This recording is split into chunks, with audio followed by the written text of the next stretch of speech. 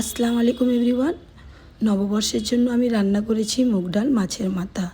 তো চলুন তৈরি করি। বিসমিল্লাহির রহমানির রহিম। সর্বপ্রথমে একটা মাছের মাথাকে ভালো করে কেটে ধুয়ে তাতে 1 চামচ হলুদ গুঁড়ো, 1 চামচ লঙ্কার গুঁড়ো, স্বাদমতো নুন দিয়ে ভালো করে মাখিয়ে গরম তেলের মধ্যে দিয়ে 2 থেকে 3 মিনিট লাল লাল করে ভেজে তুলে নেব। এবারে আমি একটা কড়ায় 1 বাটি মুগ ডাল আর 2টো তেজপাতা দিয়ে 2 থেকে 3 মিনিট লাল লাল করে ভেজে তুলে নেব।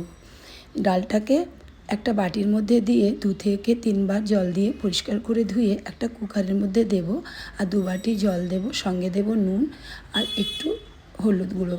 সেটাকে দিয়ে 2 থেকে 3টে সিটি মারলে নামিয়ে নেব। দেখুন কি সুন্দর ডালটা গলে গেছে। এবারে আমি 2টো ছোটো সাইজের পেঁয়াজকে কুচিয়ে নেব, একটুখানি আদা রসুন, 2টো লঙ্কা কুচিয়ে নেব, 2টো ছোটো সাইজের টমেটো কুচিয়ে নেব। কড়ায় তেল গরম হলে 1 চামচ গোটা জিরে, আদা রসুন কাঁচা লঙ্কা কুচনো দিয়ে 2 থেকে 3 বার নেড়ে তাতে দিয়ে দেব কুচনো পেঁয়াজ। পেঁয়াজটাকে দিয়ে 1-2 বার নেড়ে একটা শুকনো লঙ্কা ছিঁড়ে দিয়ে দেব। এবারে এটাকেও 2-3 বার নেড়ে আমি দিয়ে দেব 1 চামচ ধনে গুঁড়ো, 1 চামচ হলুদ গুঁড়ো। এটাকেও নেড়ে দেব কুচনো টমেটো দিয়ে মশলাটাকে 2-3 মিনিট রান্না করার পরে দেব আমি কাশ্মীরি লাল লঙ্কার গুঁড়ো 1 চামচ।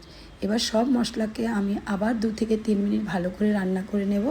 এবার দিয়ে দেব ভাজা মাছের মাথাটাকে 1-2 বার নেড়ে ছেড়ে দিয়ে দেবো সিদ্ধ করা ডালটাকে দিয়ে মশলার সাথে মাছের মাথার সাথে ভালো করে 1-2 বার নেড়ে ছেড়ে মাখিয়ে নেব। তারপরে দিয়ে দেব ফুটন্ত জলটা আপনারা আপনাদের প্রয়োজন মতন দেবেন, যতটা ডাল ঘন রাখবেন সেই মতো। এবারে আমি একটু নুন দিয়ে দিয়েছি, সঙ্গে দিয়ে দিয়েছি গরম মশলার গুঁড়ো, 1 চামচ ঘি আর কুচনো ধনেপাতা। 2-3 মিনিট রান্না করার পরেই আমাদের তৈরি হয়ে যাবে মুগ ডাল মাছের মাথা।